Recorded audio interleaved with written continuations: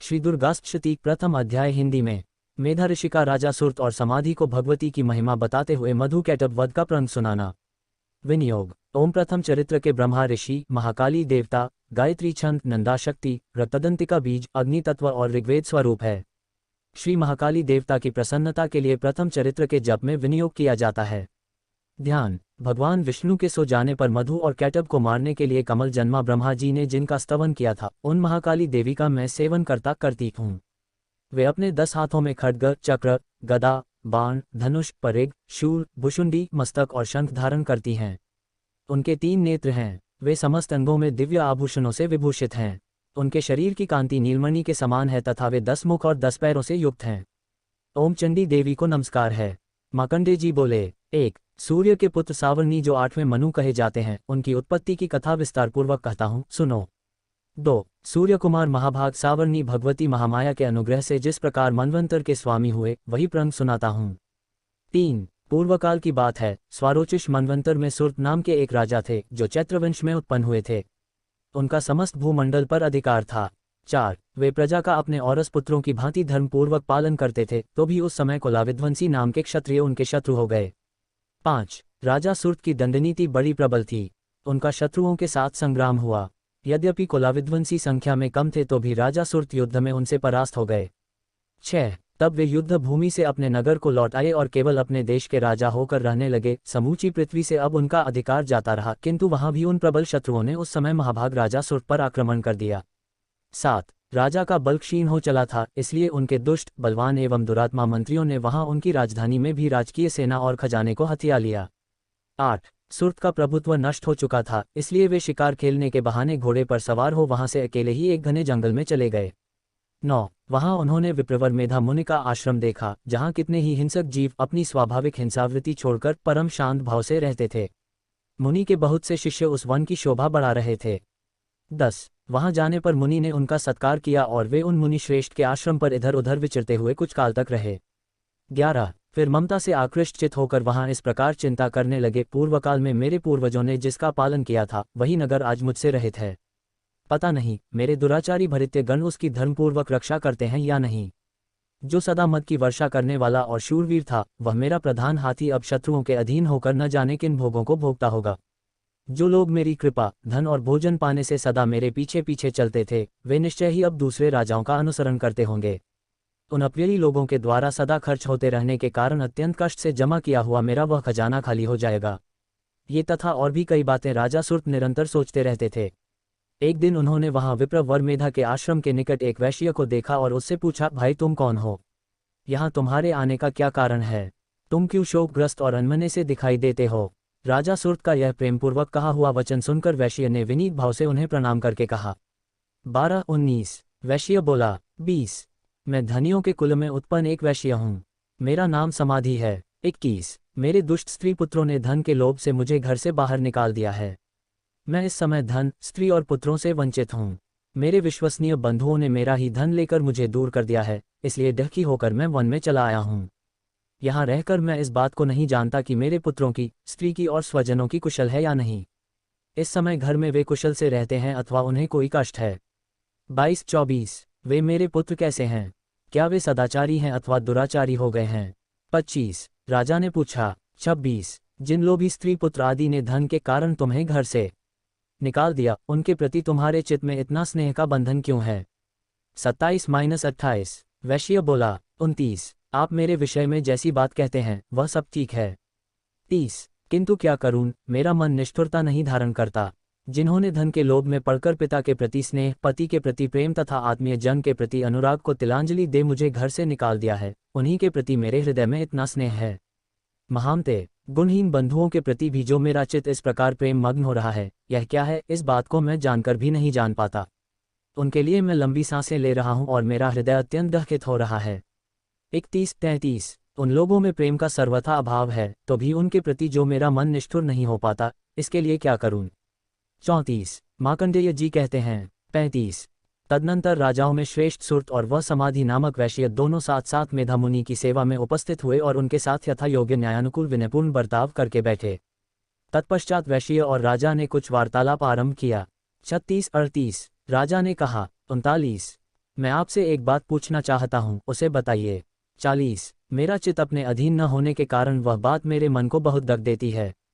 जो राज्य मेरे हाथ से चला गया है उसमें और उसके संपूर्ण अंगों में मेरी ममता बनी हुई है। 41 मुनिश्रेष्ठ, यह जानते हुए भी कि वह अब मेरा नहीं है, अज्ञानी की भांति मुझे उसके लिए डक होता है। यह क्या है? इधर यह वैश्य भी घर से अपमानित होकर आया है। इसके पुत्र, स्त्री और भृत्यों ने इसे छोड़ दिया है। 42 स्वजनों ने भी इसका परित्याग कर दिया है तो भी यह उनके प्रति अत्यंत हार्दिक स्नेह रखता है। इस प्रकार यह तथा मैं दोनों ही बहुत दुखी हैं। 43 जिसमें प्रत्यक्ष दोष देखा गया है उस विषय के लिए भी हमारे मन में ममताजनित आकर्षण पैदा हो रहा है। महाभाग, हम दोनों समझदार हैं तो भी हम में जो मोह पैदा हुआ है यह क्या है? विवेक शून्य पुरुष की भांति मुझमें और इसमें भी यह मूर्ता प्रत्यक्ष दिखाई देती है। 44-45 ऋषि बोले। 46 महाभाग, विषय मार्ग का ज्ञान सब जीवों को है। 47 इसी प्रकार विषय भी सबके लिए अलग अलग हैं, कुछ प्राणी दिन में नहीं देखते और दूसरे रात में ही नहीं देखते। 48 तथा कुछ जीव ऐसे हैं जो दिन और रात्रि में भी बराबर ही देखते हैं। यह ठीक है कि मनुष्य समझदार होते हैं किंतु केवल वे ही ऐसे नहीं होते। 49 पशु, पक्षी और मृग आदि सभी प्राणी समझदार होते हैं। मनुष्यों की समझ भी वैसी ही होती है जैसी उन मृग और पक्षियों की होती है। 50 तथा जैसी मनुष्यों की होती है वैसी ही उन मृग पक्षी आदि की होती है। यह तथा अन्य बातें भी प्रायः दोनों में समान ही हैं। समझ होने पर भी इन पक्षियों को तो देखो, ये स्वयं भूख से पीड़ित होते हुए भी मोहवश बच्चों की चोंच में कितने चाव से अन्न के दाने डाल रहे हैं। नरश्रेष्ठ, क्या तुम नहीं देखते कि ये मनुष्य समझदार होते हुए भी लोभवश अपने किए हुए उपकार का बदला पाने के लिए पुत्रों की अभिलाषा करते हैं? यद्यपि उन सब में समझ की कमी नहीं है तथापि वे संसार की स्थिति, जन्म मरण की परंपरा बनाए रखने वाले भगवती महामाया के प्रभाव द्वारा ममता में भंवर से युक्त मोह के गहरे गर्त में गिराए गए हैं। इसलिए इसमें आश्चर्य नहीं करना चाहिए। जगदीश्वर भगवान विष्णु की योग निद्रारूपा जो भगवती महामाया हैं, उन्हीं से यह जगत मोहित हो रहा है। वे भगवती महामाया देवी ज्ञानियों के भी चित्त को बलपूर्वक खींचकर मोह में डाल देती हैं। वे ही इस संपूर्ण चराचर जगत की सृष्टि करती हैं तथा वे ही प्रसन्न होने पर मनुष्यों को मुक्ति के लिए वरदान देती हैं।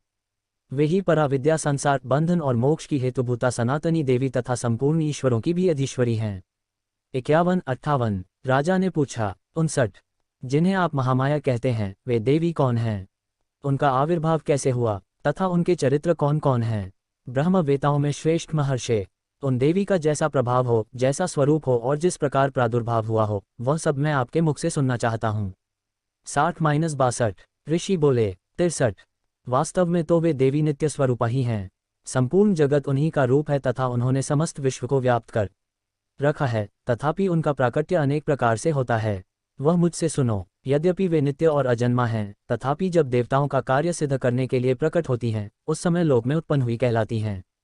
कल्प के अंत में जब संपूर्ण जगत एक कार्णव में निमग्न हो रहा था और सबके प्रभु भगवान विष्णु शेषनाग की शैया बिछाकर योग निद्रा का आश्रय ले सो रहे थे, उस समय उनके कानों के मैल से दो भयंकर असुर उत्पन्न हुए जो मधु और कैटब के नाम से विख्यात थे। वे दोनों ब्रह्माजी का वध करने को तैयार हो गए। भगवान विष्णु के नाभि कमल में विराजमान प्रजापति ब्रह्माजी ने जब उन दोनों भयानक असुरों को अपने पास आया और को सोया हुआ देखा, तब एकाग्रचित होकर उन्होंने भगवान विष्णु को जगाने के लिए उनके नेत्रों में निवास करने वाली योग निद्रा का स्तवन आरंभ किया। जो इस विश्व की अधीश्वरी, जगत को धारण करने वाली, संसार का पालन और संहार करने वाली तथा तेज स्वरूप भगवान विष्णु की अनुपम शक्ति हैं, उन्हीं भगवती निद्रा देवी की भगवान ब्रह्मा स्तुति करने लगे। 64-71 ब्रह्माजी ने कहा। 72 देवी, तुम ही स्वाहा, तुम ही स्वधा और तुम ही वष्टकार हो। स्वर भी तुम्हारे ही स्वरूप हैं। तुम ही जीवन दायिनी सुधा हो। नित्य अक्षर प्रणव में अकार, ओकार, मकार इन तीन मात्राओं के रूप में तुम ही स्थित हो, तथा इन तीन मात्राओं के अतिरिक्त जो बिंदुरूपा नित्य अर्धमात्रा है, जिसका विशेष रूप से उच्चारण नहीं किया जा सकता, वह भी तुम ही हो।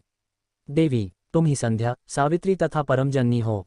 देवी, तुम ही इस विश्व ब्रह्मांड को धारण करती हो। तुमसे ही इस जगत की सृष्टि होती है, तुम ही से इसका पालन होता है और सदा तुम ही कल्प के अंत में सबको अपना ग्रास बना लेती हो।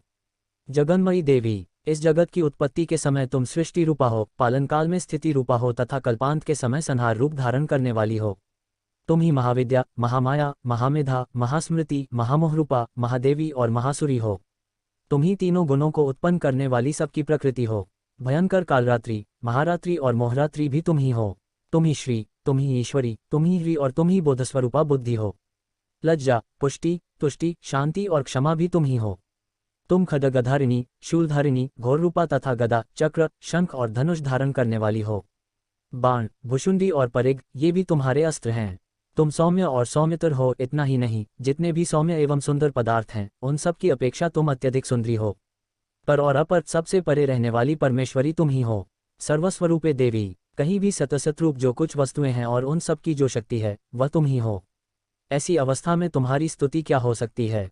जो इसकी सृष्टि, पालन और संहार करते हैं उन भगवान को भी जब तुमने निद्रा के अधीन कर दिया है, तब तुम्हारी स्तुति करने में यहाँ कौन समर्थ हो सकता है? मुझको, भगवान शंकर को तथा भगवान विष्णु को भी तुमने ही शरीर धारण कराया है, अतः तुम्हारी स्तुति करने की शक्ति किसमें है? देवी, तुम तो अपने इन उदार प्रभावों से ही प्रशंसित हो।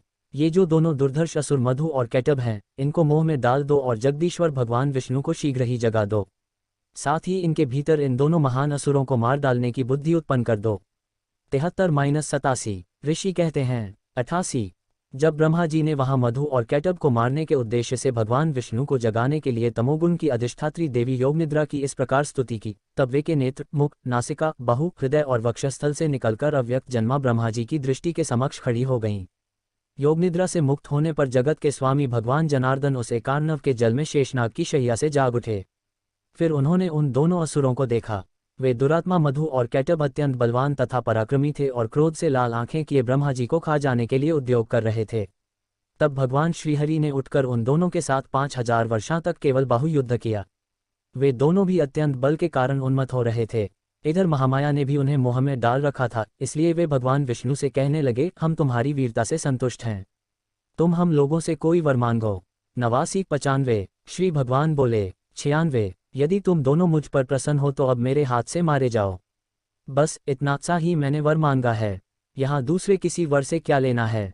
97-98 ऋषि कहते हैं। 99 इस प्रकार धोखे में आ जाने पर जब उन्होंने संपूर्ण में जल ही जल देखा, तब कमल नयन भगवान से कहा, जहाँ पृथ्वी जल में डूबी हुई न हो, जहाँ सूखा स्थान हो, वहीं हमारा वध करो। 100-101 ऋषि कहते हैं। 102 तब तथास्तु कहकर शंख, चक्र और गदा धारण करने वाले भगवान ने उन दोनों के मस्तक अपनी जांघ पर रखकर चक्र से काट डाले। इस प्रकार ये देवी महामाया ब्रह्मा जी की स्तुति करने पर स्वयं प्रकट हुई थीं। अब पुनः तुमसे उनके प्रभाव का वर्णन करता हूँ, सुनो। 103-104 इस प्रकार श्रीमार्कंडेय पुराण में सावर्णिक मनवंतर की कथा के अंतर्गत देवी महात्म्य में मधु कैटभ वध नामक पहला अध्याय पूरा हुआ।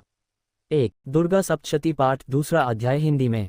देवताओं के तेज से देवी का प्रादुर्भाव और महिषासुर की सेना का वध।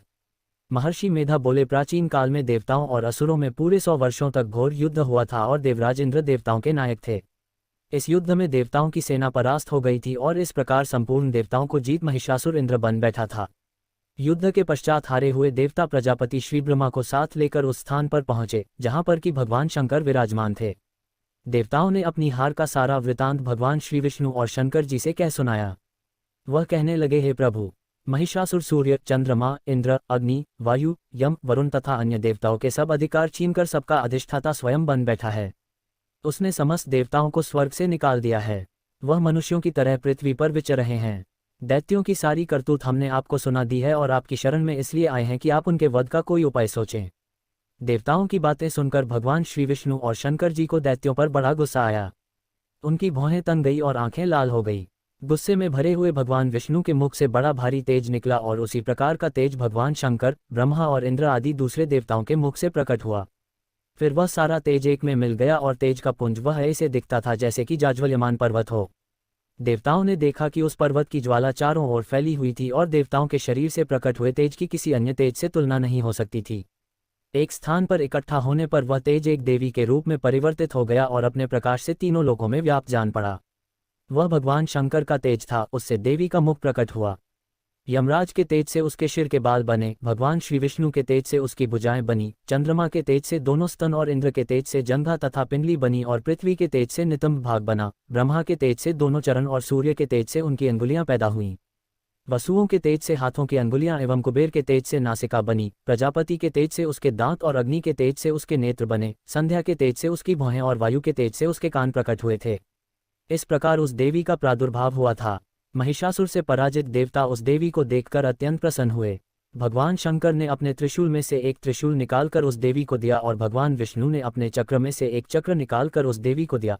वरुण ने अपने चक्र में से एक चक्र निकालकर उस देवी को दिया। वरुण ने देवी को शंख भेंट किया, अग्नि ने इसे शक्ति दी, वायु ने उसे धनुष और बाण दिए, सहस्त्र नेत्रों वाले श्रीदेवारज इंद्र ने उसे अपने वज्र से उत्पन्न करके वज्र दिया और ऐरावत हाथी का एक घंटा उतारकर देवी को भेंट किया। यमराज ने उसे कालदंड में से एक दंड दिया, वरुण ने उसे पाश दिया, प्रजापति ने उस देवी को स्फटिक की माला दी और ब्रह्माजी ने उसे कमंडलू दिया। सूर्य ने देवी के समस्त रोमों में अपनी किरणों का तेज भर दिया। काल ने उसे चमकती हुई ढाल और तलवार दी और उज्ज्वल हार और दिव्य वस्त्र उसे भेंट किए और इनके साथ ही उसने दिव्य चूड़ामणि दी, दो कुंडल, कनकन, उज्ज्वल अर्धचंद्र, बाहों के लिए बाजूबंद, चरणों के लिए नुपुर, गले के लिए सुंदर हंसली और अंगुलियों के लिए रत्नों की बनी हुई अंगूठियां उसे दी। विश्वकर्मा ने उनको फरसा दिया और उसके साथ ही कई प्रकार के अस्त्र और अभेद्य कवच दिए और इसके अतिरिक्त उसने कभी न कुम्हलाने वाले सुंदर कमलों की मालाएं भेंट की। समुद्र ने सुंदर कमल का फूल भेंट किया।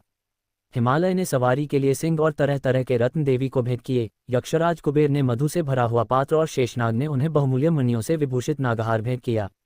इसी तरह दूसरे देवताओं ने भी उसे आभूषण और अस्त्र देकर उसका सम्मान किया। इसके पश्चात देवी ने उच्च स्वर से गर्जना की। उसके इस भयंकर नाद से आकाश गूंज उठा। देवी का वह उच्च स्वर से किया हुआ सिंहनाद समा न सका। आकाश उनके सामने छोटा प्रतीत होने लगा। उससे बड़े जोर की प्रतिध्वनि हुई जिससे समस्त विश्व में हलचल मच गई और समुद्र कांप उठे, पृथ्वी डोलने लगी और सबके सब पर्वत हिलने लगे। देवताओं ने उस समय प्रसन्न हो सिंह वाहिनी जगतमयी देवी से कहा, देवी तुम्हारी जय हो। इसके साथ महर्षियों ने भक्ति भाव से विनम्र होकर उनकी स्तुति की। संपूर्ण त्रिलोकी को शोकमग्न देखकर दैत्यगण अपनी सेनाओं को साथ लेकर और हथियार आदि सजाकर उठ खड़े हुए। महिषासुर के क्रोध की कोई सीमा नहीं थी। उसने क्रोध में भरकर कहा, यह सब क्या उत्पात है। फिर वह अपनी सेना के साथ उस ओर दौड़ा जिस ओर से भयंकर नाद का शब्द सुनाई दिया था और आगे पहुंचकर उसने देवी को देखा जो कि अपनी प्रभा से तीनों लोकों को प्रकाशित कर रही थी। उसके चरणों के भार से पृथ्वी दबी जा रही थी। माथे के मुकुट से आकाश में एक रेखा सी बन रही थी और उसके धनुष की टिनकोर से सब लोग क्षुब्ध हो रहे थे। देवी अपनी सहस्त्रों भुजाओं को संपूर्ण दिशाओं में फैलाए खड़ी थी।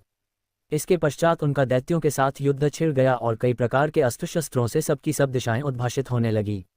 महिषासुर की सेना का सेनापति चिक्षुर नामक एक महान असुर था। वह आगे बढ़कर देवी के साथ युद्ध करने लगा और दूसरे दैत्यों की चतुरंगिनी सेना साथ लेकर चामर भी लड़ने लगा और 60,000 महारथियों को साथ लेकर उदग्र नामक महादैत्य आकर युद्ध करने लगा और महानु नामक असुर 1 करोड़ रथियों को लेकर, असिलोमा नामक असुर 5 करोड़ सैनिकों को साथ लेकर युद्ध करने लगा। वाशकल नामक असुर 60 लाख असुरों के साथ युद्ध में आ डटा। विडाल नामक असुर 1 करोड़ रथियों सहित लड़ने को तैयार था। इन सब के अतिरिक्त और भी हजारों असुर हाथी और घोड़े साथ लेकर लड़ने लगे और इन सब के पश्चात महिषासुर करोड़ों रथों, हाथियों और घोड़ों सहित वहां आकर देवी के साथ लड़ने लगा। सभी असुर तोमर, भिंदीपाल, शक्ति, मुसल, खंडगों, फरसों, पट्टियों के साथ रणभूमि में देवी के साथ युद्ध करने लगे।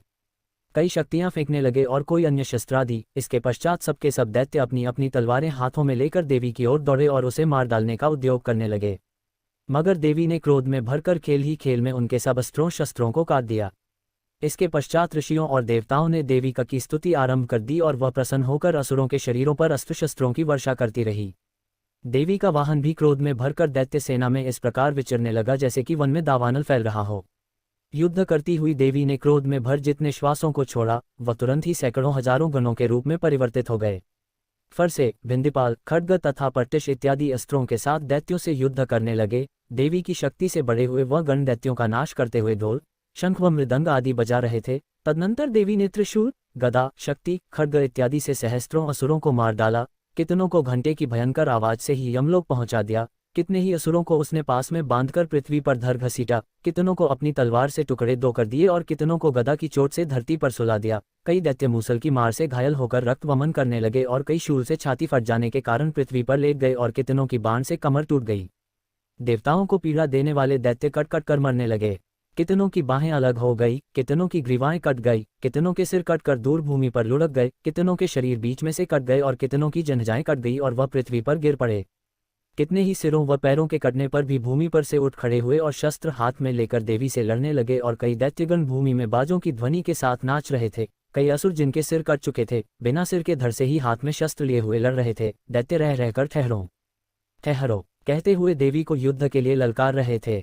जहां पर यह घोर संग्राम हुआ था वहां की भूमि रथ, हाथी, घोड़े और असुरों की लाशों से भर गई थी और असुर सेना के बीच में रक्तपात होने के कारण रुधिर की नदियां बह रही थी और इस तरह देवी ने असुरों की विशाल सेना को क्षण भर में इस तरह से नष्ट कर डाला जैसे तृणकाष्ठ के बड़े समूह को अग्नि नष्ट कर डालती है। और देवी का सिंह भी गर्दन के बालों को हिलाता हुआ और बड़ा शब्द करता हुआ असुरों के शरीरों से मानो उनके प्राणों को ढूंढ रहा था। वहां देवी के गणों तो देवताओं ने प्रसन्न होकर आकाश से उन पर पुष्प वर्षा की।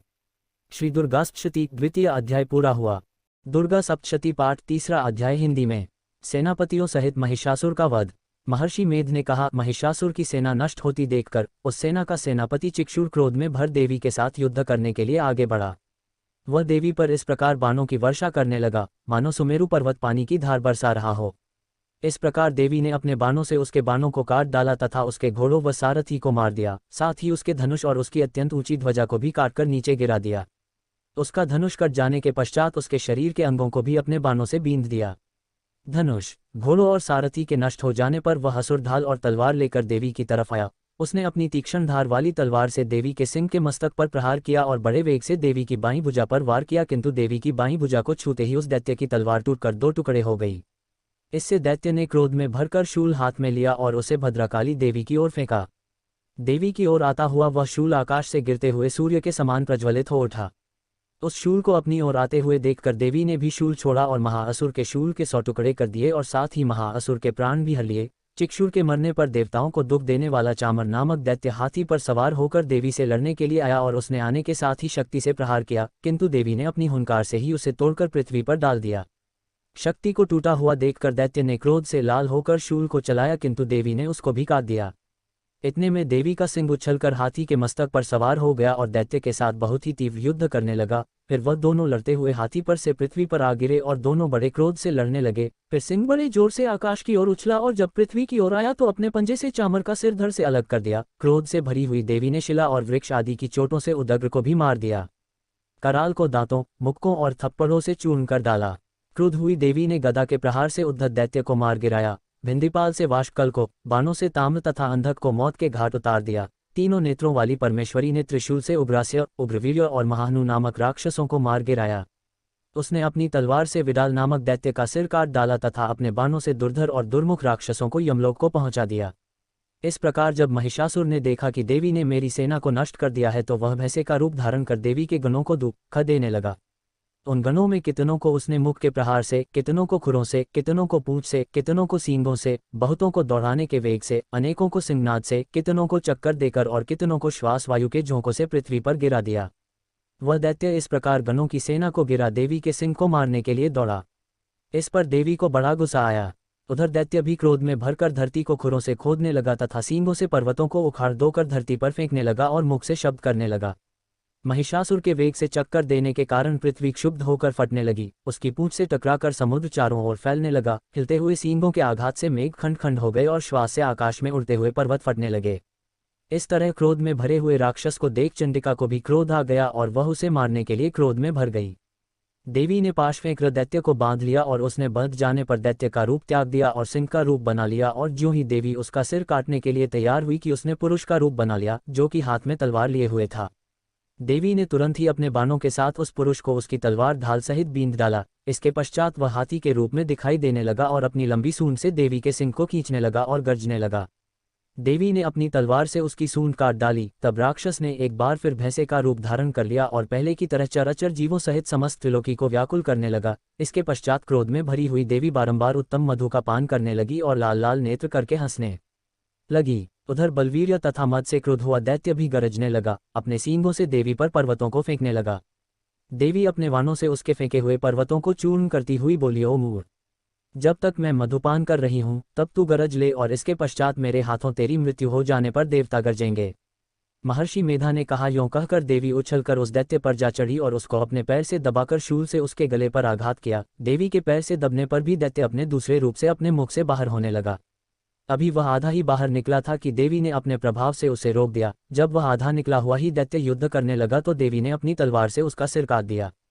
इसके पश्चात सारी राक्षस सेना हाहाकार करती हुई वहां से भाग खड़ी हुई और सब देवता अत्यंत प्रसन्न हुए तथा ऋषियों महर्षियों सहित देवी की स्तुति करने लगे। गंधर्वराज गान करने तथा अप्सराएं नृत्य करने लगी।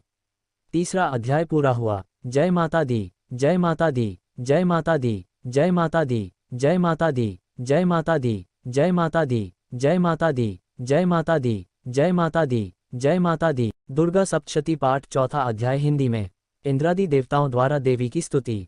महर्षि मेधा बोले, देवी ने जब पराक्रमी दुरात्मा महिषासुर को मार गिराया और असुरों की सेना को मार दिया, तब इंद्रादि समस्त देवता अपने सिर तथा शरीर को झुकाकर भगवती की स्तुति करने लगे, जिस देवी ने अपनी शक्ति से यह जगत व्याप्त किया है और जो संपूर्ण देवताओं तथा महर्षियों की पूजनीय है। उस अंबिका को हम भक्तिपूर्वक नमस्कार करते हैं। वह हम सबका कल्याण करे। जिस अतुल प्रभाव और बल का वर्णन भगवान विष्णु, शंकर और ब्रह्मा जी भी नहीं कर सके, वही चंडिका देवी इस संपूर्ण जगत का पालन करे और अशुभ भय का नाश करे। पुण्यात्माओं के घरों में तुम स्वयं लक्ष्मी रूप हो और पापियों के घरों में तुम अलक्ष्मी रूप हो, और सत्कुल में उत्पन्न होने वालों के लिए तुम लज्जा रूप होकर उनके घरों में निवास करती हो। हम दुर्गा भगवती को नमस्कार करते हैं। हे देवी, इस विश्व का पालन करो। हे देवी, हम तुम्हारे अचिंत्य रूप का किस प्रकार वर्णन करें। असुरों का नाश करने वाले भारी पराक्रम तथा समस्त देवताओं और दैत्यों के विषय में जो तुम्हारे पवित्र चरित्र हैं, उनका हम किस प्रकार वर्णन करें। हे देवी, त्रिगुणात्मिका होने पर भी तुम संपूर्ण जगत की उत्पत्ति का कारण हो। हे देवी, भगवान विष्णु, शंकर आदि किसी भी देवता ने तुम्हारा पार नहीं पाया। तुम सबकी आश्रय हो। यह संपूर्ण जगत तुम्हारा ही अंश रूप है, क्योंकि तुम सबकी आदिभूत प्रकृति हो। हे देवी, तुम्हारे जिस नाम के उच्चारण से संपूर्ण यज्ञों में सब देवता तृप्ति लाभ करते हैं, वह स्वाहा तुम ही हो। इसके अतिरिक्त तुम पितरों की तृप्ति का कारण हो, इसलिए सब आपको स्वधा कहते हैं। हे देवी, वह विद्या जो मोक्ष को देने वाली है, जो अचिंत्य महाज्ञान स्वरूपा है, तत्वों के सार को वश में करने वाले, संपूर्ण दोषों को दूर करने वाले, मोक्ष की इच्छा वाले, मुनिजन जिसका अभ्यास करते हैं, वह तुम ही हो। तुम वाणी रूप हो और दोष रहित ऋग तथा यजुर्वेदों की एवं उद्गीत और सुंदर पदों के पाठ वाले सामवेद की आश्रय रूप हो। तुम भगवती हो। इस विश्व की उत्पत्ति एवं पालन के लिए तुम वार्ता के रूप में प्रकट हुई हो, और तुम संपूर्ण संसार की पीड़ा हरने वाली हो। हे देवी, जिससे सारे शास्त्रों को जाना जाता है, वह मेधाशक्ति तुम ही हो, और दुर्गम भवसागर से पार करने वाली नौ भी तुम ही हो। लक्ष्मी रूप से विष्णु भगवान के हृदय में निवास करने वाली और भगवान महादेव द्वारा सम्मानित गौरी देवी तुम ही हो। मंद मुस्कान वाले, निर्मल पूर्णचंद बिंब के समान और उत्तम सुवर्ण की मनोहर कांति से कमनीय तुम्हारे मुख को देखकर भी महिषासुर क्रोध में भर गया। यह बड़े आश्चर्य की बात है। और हे देवी, तुम्हारा यही मुख जब क्रोध से भर गया तो उदयकाल के चंद्रमा की भांति लाल हो गया और तनी हुई भौहों के कारण विकराल रूप हो गया। उसे देखकर भी महिषासुर के शीघ्र प्राण नहीं निकल गए। यह बड़े आश्चर्य की बात है। आपके कुपित मुख के दर्शन करके भला कौन जीवित रह सकता है। हे देवी, तुम हमारे कल्याण के लिए प्रसन्न हो। आपके प्रसन्न होने से इस जगत का अभ्युदय होता है, और जब आप क्रोध हो जाती हैं तो कितने ही कुलों का सर्वनाश हो जाता है। यह हमने अभी अभी जाना है कि जब तुमने महिषासुर की बहुत बड़ी सेना को देखते दो मार दिया है। हे देवी, सदा अभ्युदय प्रताप देने वाली तुम जिस पर प्रसन्न हो जाती हो, वही देश में सम्मानित होते हैं। उनके धन यश की वृद्धि होती है। उनका धर्म कभी शिथिल नहीं होता है, और उनके यहाँ अधिक पुत्र पुत्रियां और नौकर होते हैं। हे देवी, तुम्हारी कृपा से ही धर्मात्मा पुरुष प्रतिदिन श्रद्धापूर्वक यज्ञ करता है और धर्मानुकूल आचरण करता है, और उसके प्रभाव से स्वर्गलोक में जाता है, क्योंकि तुम तीनों लोकों में मनवांछित फल देने वाली हो। हे माँ दुर्गे, तुम स्मरण करने पर संपूर्ण जीवों के भय नष्ट कर देती हो, और स्थिर चित्त वालों के द्वारा चिंतन करने पर उन्हें और अत्यंत मंगल देती हो। हे दारिद्र्य दुख नाशिनी देवी, तुम्हारे सिवा दूसरा कौन है। तुम्हारा चित्त सदा दूसरों के उपकार में लगा रहता है। हे देवी, तुम शत्रुओं को इसलिए मारती हो कि उनके मारने से दूसरों को सुख मिलता है।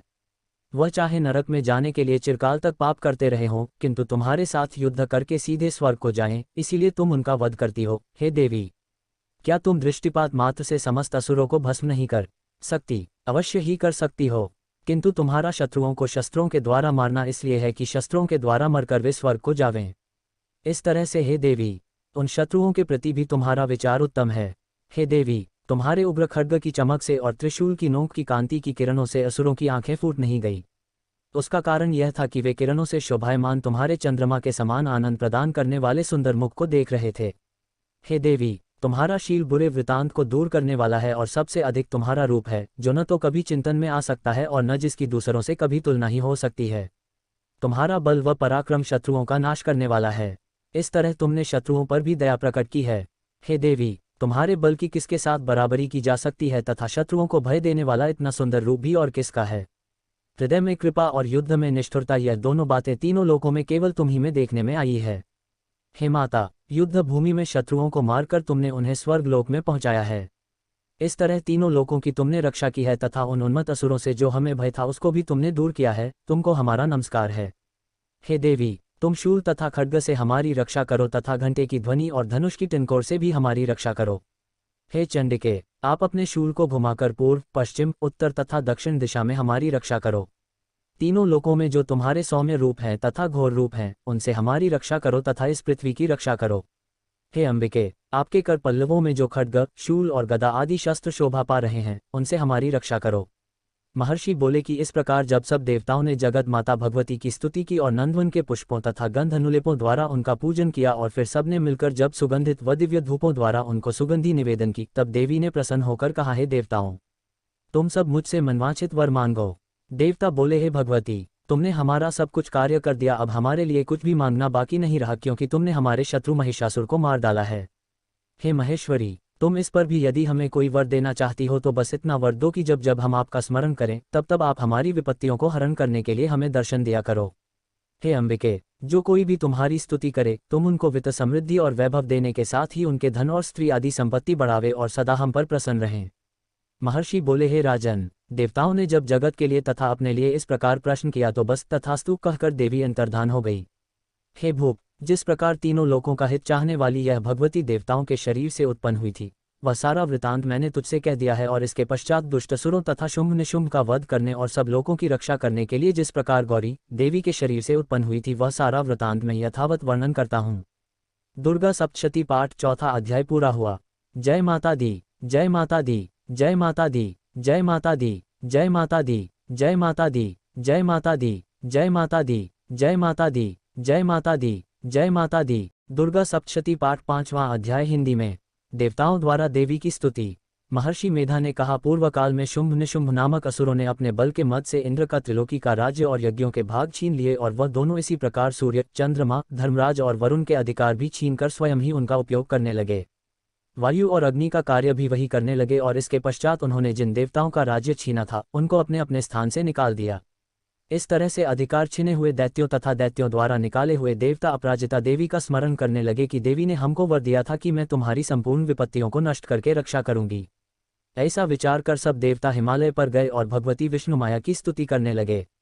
देवताओं ने कहा, देवी को नमस्कार है, शिव को नमस्कार है, प्रकृति और भद्रा को नमस्कार है। हम लोग रौद्र, नित्या और गौरी को नमस्कार करते हैं। ज्योत्सनामयी, चंद्ररूपिणी व सुखरूपा देवी को निरंतर नमस्कार है। शरणागतों का कल्याण करने वाली वृद्धि और सिद्धिरूपा देवी को हम बार दो नमस्कार करते हैं, और नैऋति, राजाओं की लक्ष्मी तथा सर्वाणी को नमस्कार है। दुर्गा को, दुर्ग स्थलों को पार करने वाली दुर्गपारा को, सारा, सर्वकारिणी, ख्याति कृष्ण और भूम्र देवी को सदैव नमस्कार है। अत्यंत सौम्य तथा अत्यंत रौद्ररूपा को हम नमस्कार करते हैं, उन्हें हमारा बारंबार प्रणाम है। जगत की आधारभूत कृति देवी को बार बार नमस्कार करते हैं।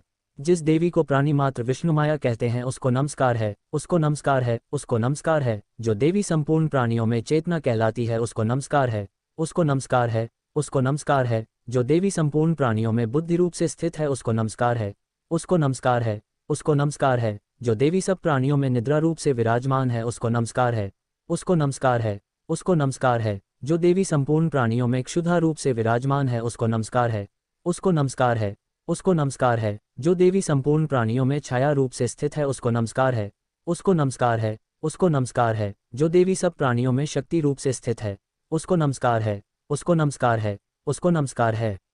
जो देवी संपूर्ण प्राणियों में तृष्णा रूप से स्थित है उसको नमस्कार है, उसको नमस्कार है, उसको नमस्कार है। जो देवी सब प्राणियों में शांति रूप से स्थित है उसको नमस्कार है, उसको नमस्कार है, उसको नमस्कार है। जो देवी सब प्राणियों में जाति रूप से स्थित है उसको नमस्कार है, उसको नमस्कार है, उसको नमस्कार है। जो देवी सब प्राणियों में लज्जा रूप से स्थित है उसको नमस्कार है, उसको नमस्कार है, उसको नमस्कार है।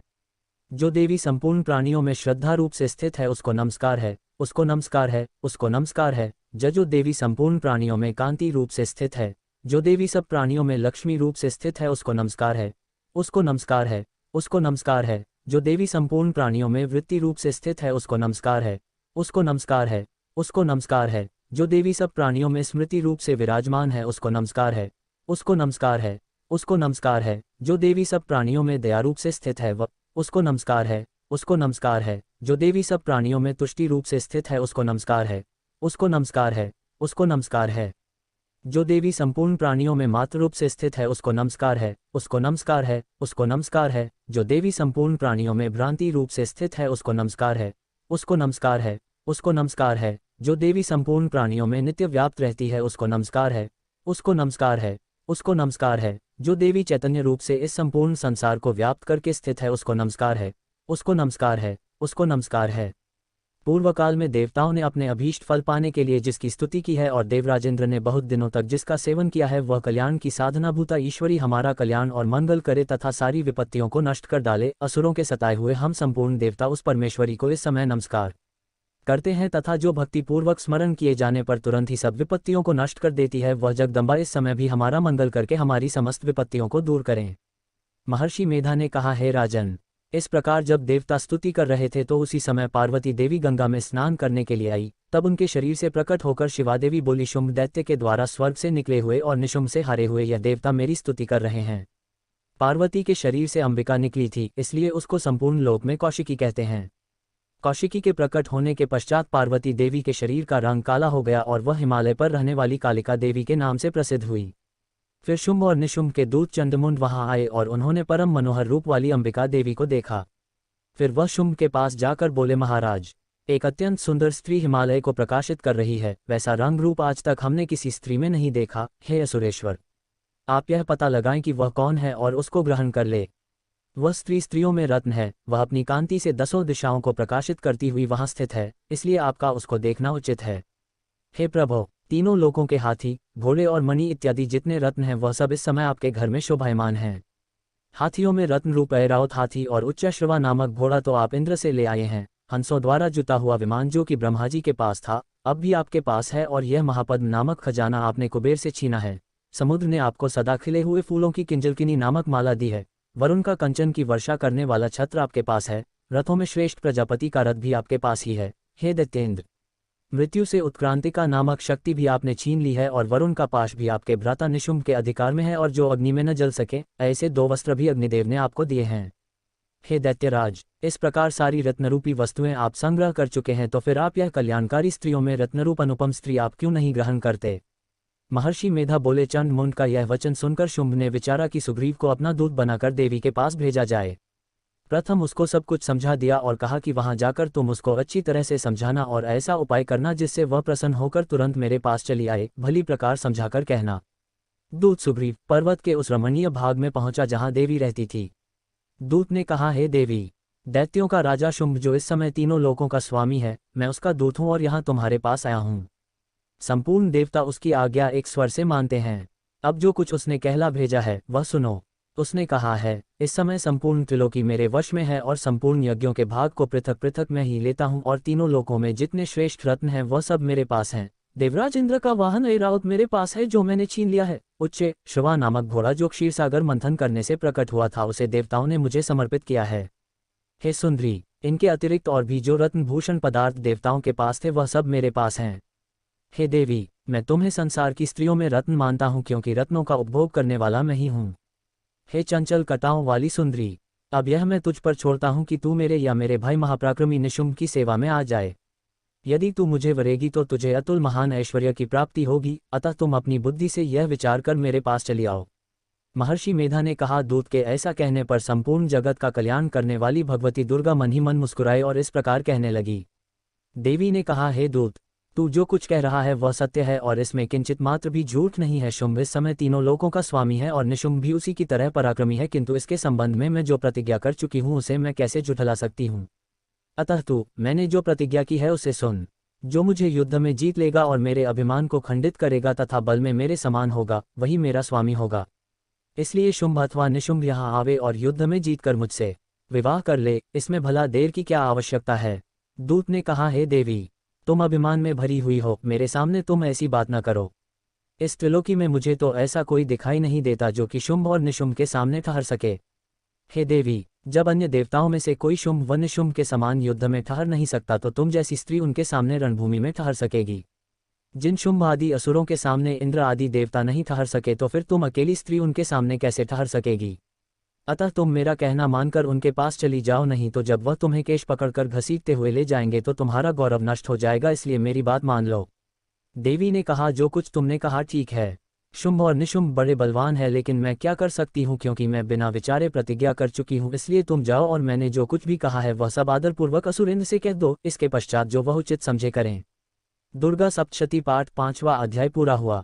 जय माता दी। जय माता दी, जय माता दी, जय माता दी, जय माता दी, जय माता दी, जय माता दी, जय माता दी, जय माता दी, जय माता दी, जय माता दी। दुर्गा सप्तशती पाठ छठा अध्याय हिंदी में।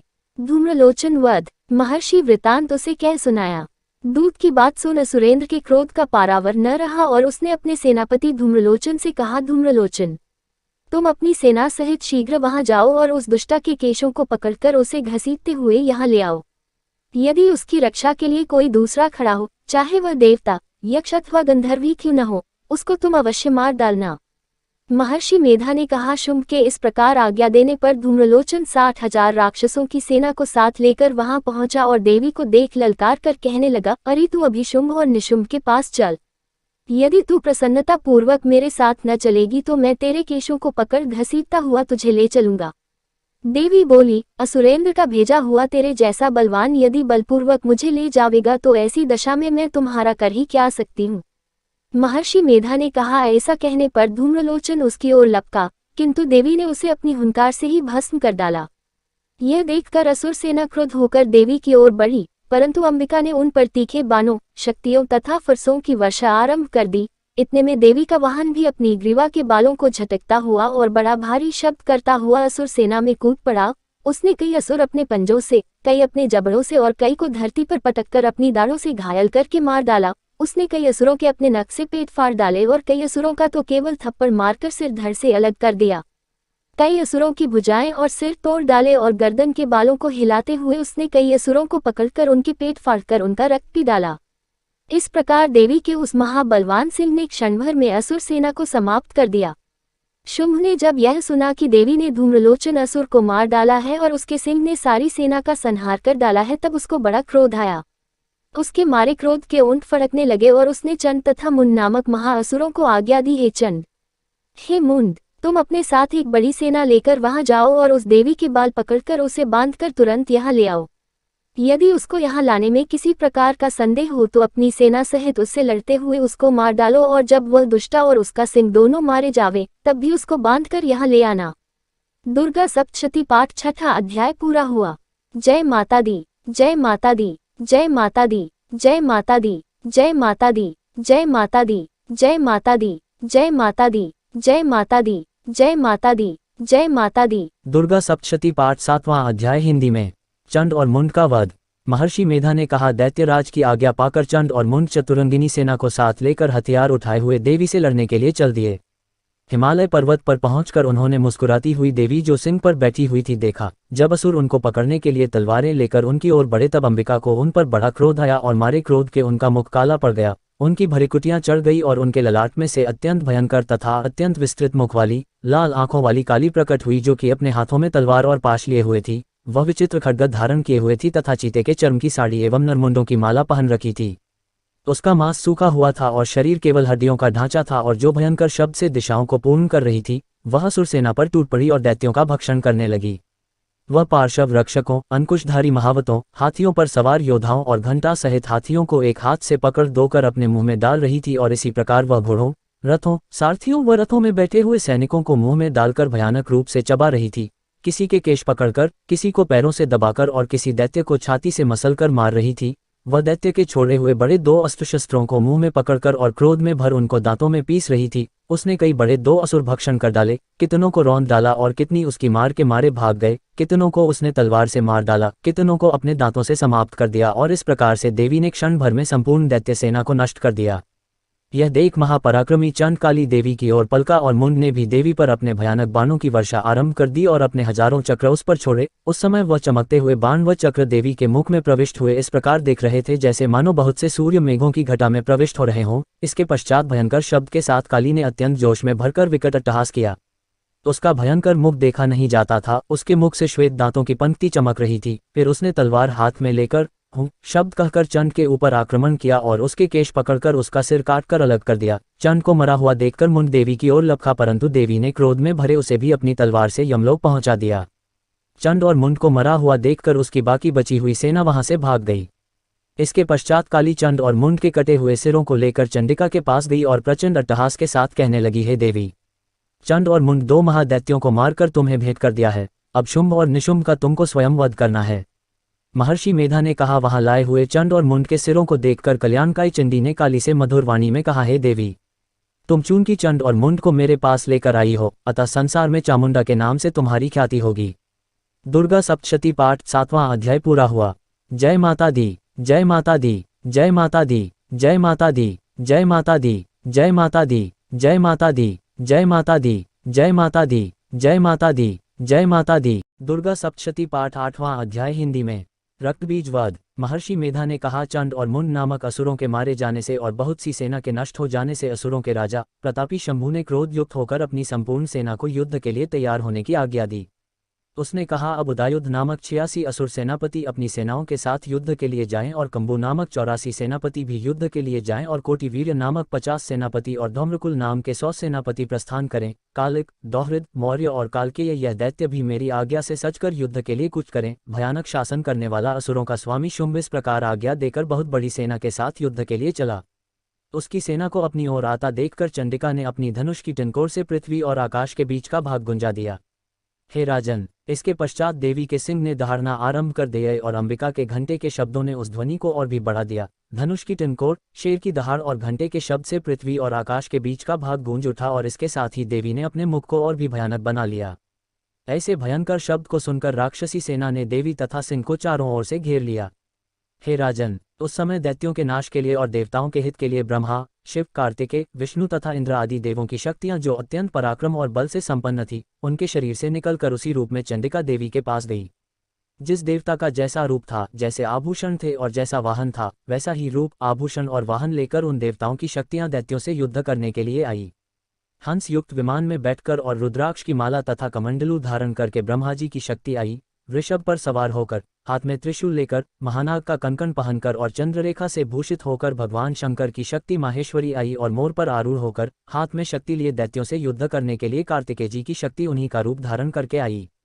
भगवान विष्णु की शक्ति गरुड़ पर सवार होकर शंख, चक्र, श्रांत, गदा, धनुष तथा खंडक हाथ में लिए हुए आई। श्रीहरि की शक्ति वाराही, वाराह का शरीर धारण करके आई और नरसिंह के समान शरीर धारण करके उनकी शक्ति नारसिंही भी आई। उसकी गर्दन के झटकों से आकाश के तारे टूट पड़ते थे और इसी प्रकार देवराज इंद्र की शक्ति ऐन्द्री भी ऐरावत के ऊपर सवार होकर आई। पश्चात इन देव शक्तियों से घिरे हुए भगवान शंकर ने चंडिका से कहा, मेरी प्रसन्नता के लिए तुम शीघ्र ही इन असुरों को मारो। इसके पश्चात देवी के शरीर में से अत्यंत उग्र रूप वाली और सैकड़ों गीदड़ियों के समान आवाज करने वाली चंडिका शक्ति प्रकट हुई। उस अपराजिता देवी ने धूमिल जटा वाले भगवान श्री शंकर जी से कहा, हे प्रभो, आप मेरी ओर से दूत बनकर शुंभ और निशुंभ के पास जाए और उन अत्यंत गर्वीले दैत्यों से कहिए तथा उनके अतिरिक्त और भी जो दैत्य वहां युद्ध के लिए उपस्थित हों, उनसे भी कहिए, जो तुम्हें अपने जीवित रहने की इच्छा हो तो त्रिलोकी का राज्य इंद्र को दे दो। देवताओं को उनका यज्ञ भाग मिलना आरंभ हो जाए और तुम पाताल को लौट जाओ। किंतु यदि बल के गर्व से तुम्हारी लड़ने की इच्छा हो तो फिर आ जाओ, तुम्हारे मांस से मेरी योगिनियां तृप्त होंगी। चूंकि उस देवी ने भगवान शंकर को दूत के कार्य में नियुक्त किया था, इसलिए वह संसार में शिवदूती के नाम से विख्यात हुई। भगवान शंकर से देवी का संदेश पाकर उन दैत्यों के क्रोध का कोई आर पार न रहा और वह जिस स्थान पर देवी विराजमान थी वहां पहुंचे और जाने के साथ ही उस पर बाणों और शक्तियों की वर्षा करने लगे। देवी ने उनके फेंके हुए बाणों, शक्तियों, त्रिशूल और फरसों को अपने वाणों से काट डाला और काली देवी उस देवी के साथ आगे खड़ी होकर शत्रुओं को त्रिशूल से विदीर्ण करने लगी और खटवांग से कुचलने लगी। ब्राह्मणी जिस तरफ दौड़ती थी, उसी तरफ अपने कमंडलू का जल छिड़क कर दैत्यों के वीर्य व बल को नष्ट कर देती थी और इसी प्रकार माहेश्वरी त्रिशूल से, वैष्णवी चक्र से और अत्यंत कोपवाली कौमारी शक्ति द्वारा असुरों को मार रही थी और ऐद्री के बाजू के प्रहार से सैकड़ों दैत्य रक्त की नदियां बहाते हुए पृथ्वी पर सो गए। वाराही ने कितने ही राक्षसों को अपनी थूथन द्वारा मृत्यु के घाट उतार दिया। दाढ़ों के अग्रभाग से कितने ही राक्षसों की छाती को चीर डाला और चक्र की चोट से कितनों ही को विदीर्ण करके धरती पर डाल दिया। बड़े दो राक्षसों को नारसिंही अपने नखों से विदीर्ण करके भक्षण कर रही थी और सिंहनाद से चारों दिशाओं को गुंजाती हुई रणभूमि में विचर रही थी। शिवदूती के प्रचंड अट्टहास से कितने ही दैत्य भयभीत होकर पृथ्वी पर गिर पड़े और उनके गिरते ही वह उनको भक्षण कर गई। इस तरह क्रोध में भरे हुए मातृगणों द्वारा नाना प्रकार के उपायों से बड़े बड़े असुरों को मरते हुए देखकर राक्षसी सेना भाग खड़ी हुई और उनको इस प्रकार भागता देखकर रक्तबीज नामक महापराक्रमी राक्षस क्रोध में भरकर युद्ध के लिए आगे बढ़ा। उसके शरीर से रक्त की बूंदें पृथ्वी पर जैसे ही गिरती थी, तुरंत वैसे ही शरीर वाला तथा वैसा ही बलवान दैत्य पृथ्वी से उत्पन्न हो जाता था। रक्तबीज गदा हाथ में लेकर ऐद्री के साथ युद्ध करने लगा। जब ऐद्री शक्ति ने अपने वज्र से उसको मारा तो घायल होने के कारण उसके शरीर से बहुत सा रक्त बहने लगा और उसकी प्रत्येक बूंद से उसके समान ही बलवान तथा महापराक्रमी अनेकों दैत्य भयंकर रूप से प्रकट हो गए। वह सबके सब दैत्य बीज के समान ही बलवान तेज वाले थे। वह भी भयंकर अस्त्र शस्त्र लेकर देवियों के साथ लड़ने लगे। जब ऐद्री के वज्र प्रहार से उसके मस्तक पर चोट लगी और रक्त बहने लगा तो उसमें से हजारों ही पुरुष उत्पन्न हो गए। वैष्णवी ने चक्र से और ऐद्री ने गदा से रक्तबीज को चोट पहुंचाई और वैष्णवी के चक्र से घायल होने पर उसके शरीर से जो रक्त बहा उससे हजारों महाअसुर उत्पन्न हुए, जिनके द्वारा यह जगत व्याप्त हो गया। कौमारी ने शक्ति से, वाराही ने खड्ग से और माहेश्वरी ने त्रिशूल से उसको घायल किया। इस प्रकार क्रोध में भरकर उस महादैत्य ने सब मात्र शक्तियों पर पृथक पृथक गदा से प्रहार किया और माताओं ने शक्ति तथा शूल इत्यादि से उसको बार बार घायल किया। उससे सैकड़ों महादैत्य उत्पन्न हुए और इस प्रकार उस रक्तबीज के रुधिर से उत्पन्न हुए असुरों से संपूर्ण जगत व्याप्त हो गया, जिससे देवताओं को भय हुआ। देवताओं को भयभीत देखकर चंडिका ने काली से कहा, हे चामुंडे, अपने मुख को बड़ा करो और मेरे शस्त्रघात से उत्पन्न हुए रक्त बिंदुओं तथा रक्त बिंदुओं से उत्पन्न हुए महाअसुरों को तुम अपने इस मुख से भक्षण करती जाओ। इस प्रकार रक्त बिंदुओं से उत्पन्न हुए महादैत्यों को भक्षण करती हुई तुम रणभूमि में विचरो। इस प्रकार रक्त क्षीण होने से यह दैत्य नष्ट हो जाएगा। तुम्हारे भक्षण करने के कारण अन्य दैत्य नहीं होंगे। काली से इस प्रकार कहकर चंडिका देवी ने रक्तबीज पर अपने त्रिशूल से प्रहार किया और काली देवी ने अपने मुख में उसका रक्त ले लिया। तब उसने गदा से चंडिका पर प्रहार किया। प्रहार से चंडिका को तनिक भी कष्ट न हुआ, किंतु रक्तबीज के शरीर से बहुत सा रक्त बहने लगा, लेकिन उसके गिरने के साथ ही काली ने उसको अपने मुख में ले लिया। काली के मुख में उस रक्त से जो असुर उत्पन्न हुए उनको उसने भक्षण कर लिया और रक्त को पीती गई। तदनंतर देवी ने रक्तबीज को, जिसका की खून काली ने पिया था, चंडिका ने उस दैत्य को वज्र, बाण, खड्ग तथा रिष्टि इत्यादि से मार डाला। हे राजन, अनेक प्रकार के शस्त्रों से मारा हुआ और खून से वंचित वह महादैत्य रक्तबीज पृथ्वी पर गिर पड़ा। हे राजन, उसके गिरने से देवता अत्यंत प्रसन्न हुए और माताएं उन असुरों का रक्त पीने के पश्चात उद्धत होकर नृत्य करने लगी। दुर्गा सप्तशती पाठ 8वां अध्याय पूरा हुआ। जय माता दी, जय माता दी, जय माता दी, जय माता दी, जय माता दी, जय माता दी, जय माता दी, जय माता दी, जय माता दी, जय माता दी, जय माता दी। दुर्गा सप्तशती पाठ 9वां अध्याय हिंदी में। निशुंभ वध। राजा ने कहा, हे ऋषिराज, आपने रक्तबीज के वध से संबंध रखने वाला वृतांत मुझे सुनाया। अब मैं रक्तबीज के मरने के पश्चात क्रोध में भरे हुए शुंभ व निशुंभ ने जो कर्म किया वह सुनना चाहता हूँ। महर्षि मेधा ने कहा, रक्तबीज के मारे जाने पर शुंभ और निशुंभ को बड़ा क्रोध आया और अपनी बहुत बड़ी सेना का इस प्रकार सर्वनाश होते देखकर निशुंभ देवी पर आक्रमण करने के लिए दौड़ा। उसके साथ बहुत से बड़े बड़े असुर देवी को मारने के वास्ते दौड़े और महापराक्रमी शुंभ अपनी सेना सहित चंडिका को मारने के लिए बढ़ा। फिर शुंभ और निशुंभ का देवी से घोर युद्ध होने लगा और वह दोनों असुर इस प्रकार देवी पर बाण फेंकने लगे जैसे मेघों से वर्षा हो रही हो। उन दोनों के चलाए हुए बाणों को देवी ने अपने बाणों से काट डाला और अपने शस्त्रों की वर्षा से उन दोनों दैत्यों को चोट पहुंचाई। निशुंभ ने तीक्ष्ण तलवार और चमकती हुई ढाल लेकर देवी के सिंह पर आक्रमण किया। अपने वाहन को चोट पहुंची देखकर देवी ने अपने क्षुरप नामक बाण से निशुंभ की तलवार व ढाल दोनों को ही काट डाला। तलवार और ढाल कट जाने पर निशुंभ ने देवी पर शक्ति से प्रहार किया। देवी ने अपने चक्र से उसके 2 टुकड़े कर दिए। फिर क्या था, दैत्य मारे क्रोध के जल भुन गया और उसने देवी को मारने के लिए उसकी ओर शूल फेंका, किंतु देवी ने अपने मुके से उसको चूर चूर कर डाला। फिर उसने देवी पर गदा से प्रहार किया। देवी ने त्रिशूल से गदा को भस्म कर डाला। इसके पश्चात वह फरसा हाथ में लेकर देवी की ओर लपका। देवी ने अपने तीखे वाणों से उसे धरती पर सुला दिया। अपने पराक्रमी भाई निशुंभ के इस प्रकार से मरने पर शुंभ क्रोध में भरकर देवी को मारने के लिए दौड़ा।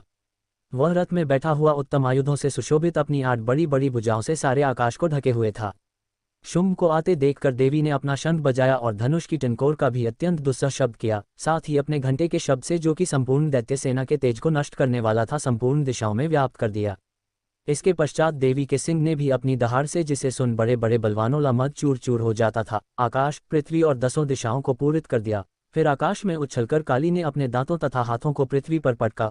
उसके ऐसा करने से ऐसा शब्द हुआ जिससे कि उससे पहले के सारे शब्द शांत हो गए। इसके पश्चात शिवदूती ने असुरों के लिए भय उत्पन्न करने वाला अट्टहास किया, जिसे सुनकर दैत्य थर्रा उठे और शुंभ को बड़ा क्रोध हुआ। फिर अंबिका ने उसे, अरे दुष्ट, खड़ा रह कहा तो आकाश से सभी देवता जय हो बोल उठे। शुंभ ने वहां आकर ज्वालाओं से युक्त एक अत्यंत भयंकर शक्ति छोड़ी, जिसे आते देखकर देवी ने अपनी महोल्का नामक शक्ति से काट डाला। हे राजन, फिर शुंभ के सिंहनाद से तीनों लोक व्याप्त हो गए और उसकी प्रतिध्वनि से ऐसा घोर शब्द हुआ जिसने इससे पहले के सब शब्दों को जीत लिया। शुंभ के छोड़े बाणों को देवी ने और देवी के छोड़े बाणों को शुंभ ने अपने बाणों से काट सैकड़ों और हजारों टुकड़ों में परिवर्तित कर दिया। इसके पश्चात जब चंडिका ने क्रोध में भर शुंभ को त्रिशूल से मारा तो वह मूर्छित होकर पृथ्वी पर गिर पड़ा। जब उसकी मूर्छा दूर हुई तो वह धनुष लेकर आया और अपने बाणों से उसने देवी काली तथा सिंह को घायल कर दिया। फिर उस राक्षस ने 10,000 भुजाएं धारण करके चक्रादि आयुधों से देवी को आच्छादित कर दिया। तब भगवती दुर्गा ने कुपित होकर अपने बाणों से उन चक्रों तथा बाणों को काट डाला। यह देखकर निशुंभ हाथ में गदा लेकर चंडिका को मारने के लिए दौड़ा। उसके आते ही देवी ने तीक्ष्ण धार वाले खड्ग से उसकी गदा को काट डाला। उसने फिर त्रिशूल हाथ में ले लिया। देवताओं को दुखी करने वाले निशुंभ त्रिशूल हाथ में लिए हुए आता देखकर चंडिका ने अपने शूल से उसकी छाती पर प्रहार किया और उसकी छाती को चीर डाला। शूल विदीर्ण हो जाने पर उसकी छाती में से एक उस जैसा ही महापराक्रमी दैत्य ठहर जा कहता हुआ निकला। उसको देखकर देवी ने बड़े जोर से ठहाका लगाया। अभी वह निकलने भी न पाया था कि उसका सिर अपनी तलवार से काट डाला। सिर के कटने के साथ ही वह पृथ्वी पर गिर पड़ा। तदनंतर सिंह दहाड़ दहाड़ कर असुरों का भक्षण करने लगा और काली शिवदूती भी राक्षसों का रक्त पीने लगी। कौमारी की शक्ति से कितने ही महादैत्य नष्ट हो गए। ब्रह्मा जी के कमंडल के जल से कितने ही असुर समाप्त हो गए। कई दैत्य माहेश्वरी के त्रिशूल से विदीर्ण होकर पृथ्वी पर गिर पड़े और बाराही के प्रहारों से छिन्न भिन्न होकर धराशायी हो गए। वैष्णवी ने भी अपने चक्र से बड़े बड़े महापराक्रमियों का कचमोर निकालकर उन्हें यमलोक भेज दिया और ऐद्री से कितने ही महाबली राक्षस टुकड़े दो हो गए। कई दैत्य मारे गए, कई भाग गए, कितने ही काली शिवदूती और सिंह ने भक्षण कर लिए। दुर्गा सप्तशती पाठ 9वां अध्याय पूरा हुआ। जय माता दी, जय माता दी, जय माता दी, जय माता दी, जय माता दी, जय माता दी, जय माता दी, जय माता दी, जय माता दी, जय माता दी, जय माता दी। दुर्गा सप्तशती पाठ 10वां अध्याय हिंदी में। शुंभवध। महर्षि मेधा ने कहा, हे राजन, अपने प्यारे भाई को मरा हुआ तथा सेना को नष्ट हुई देखकर क्रोध में भरकर दैत्यराज शुंभ कहने लगा, दुष्ट दुर्गे, तू अहंकार से गर्व मत कर क्योंकि तू दूसरों के बल पर लड़ रही है। देवी ने कहा, हे दुष्ट, देख मैं तो अकेली ही हूँ। इस संसार में मेरे सिवा दूसरा कौन है। यह सब मेरी शक्तियां हैं। देख, यह सब की सब मुझ में प्रविष्ट हो रही हैं। इसके पश्चात ब्राह्मणी आदि सब देवियां उस देवी के शरीर में लीन हो गई और देवी अकेली रह गई। तब देवी ने कहा, मैं अपनी ऐश्वर्य शक्ति से अनेक रूपों में यहाँ उपस्थित हुई थी। उन सब रूपों को मैंने समेट लिया है। अब अकेली ही यहाँ खड़ी हूँ, तुम भी यहीं ठहरो। महर्षि मेधा ने कहा। तब देवताओं तथा राक्षसों के देखते दो देवी तथा शुंभ में भयंकर युद्ध होने लगा। अंबिका देवी ने सैकड़ों अस्त्र शस्त्र छोड़े। उधर दैत्यराज ने भी भयंकर अस्त्रों का प्रहार आरंभ कर दिया। देवी के छोड़े हुए सैकड़ों अस्त्रों को दैत्य ने अपने अस्त्रों द्वारा काट डाला। इसी प्रकार शुंभ ने जो अस्त्र छोड़े उनको देवी ने अपनी भयंकर हुंकार के द्वारा ही काट डाला। दैत्य ने जब सैकड़ों बाण छोड़कर देवी को ढक दिया तो क्रोध में भरकर देवी ने अपने बाणों से उसका धनुष नष्ट कर डाला।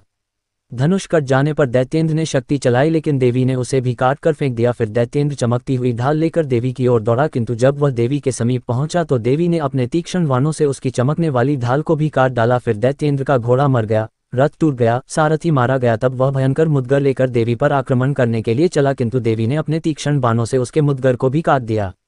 इस पर दैत्य ने क्रोध में भरकर देवी की छाती में बड़े जोर से एक मुक्का मारा। दैत्य ने जब देवी को मुक्का मारा तो देवी ने भी उसकी छाती में जोर से एक थप्पड़ मारा। थप्पड़ खाकर पहले तो दैत्य पृथ्वी पर गिर पड़ा, किंतु तुरंत ही वह उठ खड़ा हुआ। फिर वह देवी को पकड़कर आकाश की ओर उछला और वहां जाकर दोनों में युद्ध होने लगा। वह युद्ध ऋषियों और देवताओं को आश्चर्य में डालने वाला था।